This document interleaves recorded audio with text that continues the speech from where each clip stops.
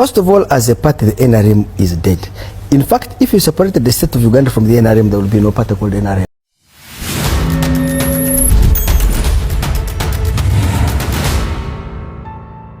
As a party, NRM is dead. Where does this leave innocent Ugandans? As Andrew Mwenda clearly stated, saying that NRM is just now depending on Uganda, depending on citizens. Wow, wow, wow, wow. Isn't this going to be a very big turnoff to a point whereby the other opposition leaders, other opposition parties will use these statements against NRM? What do you guys actually think about this whole thing? Because Andrew Mwenda is saying that as per now, if Museveni releases about maybe 100 billion in his election period or during his campaigns, he will even be very thankful if 10 million is used, because everybody will want to take their share. Each person will want to take their share. What do you guys actually think about this? I've not seen that he has reached to a point whereby it's actually Ugandans who are killing Ugandans, if this is actually true. Let us know in the comment section what you actually think about this. And don't forget to give a like to this video and subscribe to the channel so that you can continue growing the community as well. First of all, as a party, the NRM is dead. In fact, if you separated the state of Uganda from the NRM, there will be no party called NRM. NRM is like an evil creeper that is leaning on an oak, the oak being the state. So the infrastructure of the state, you know, an evil creeper, you know these plants that grow on a wall or something else? That's the state, yeah? The perimeter wall, it can grow on another tree, it can grow on a electricity pole. There are plants that you... Yes. If you remove that prop, it falls down. That's the NRM. You remove the state, there is no NRM.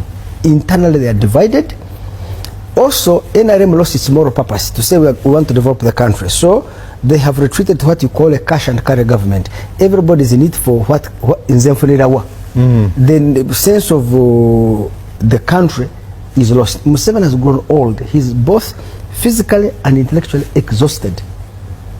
At the same time, he wants to keep direct control of so many nitty-gritties, and everybody now wants to use him. It's another depressing situation. So in those circumstances, if Museveni releases 100 billion for his election, he is lucky if 10 billion is spent on the election, because people will just go to the money and eat it. And everybody the more public spirited persons are quitting elective politics, and as they withdraw, the more ruthless those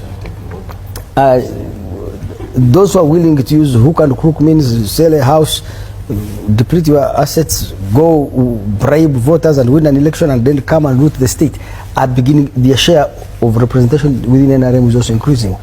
So you have two sides. One is a very decadent group that has lost the moral purpose, and the other is a very angry, virulent group that is suffering from too much self-righteousness, so it cannot listen to others. And then you have a large group of Ugandans who are in the middle, you know, maybe they constitute 60% of the electorate, who will not show up to vote because they are apathetic or they are in disagreement with both sides.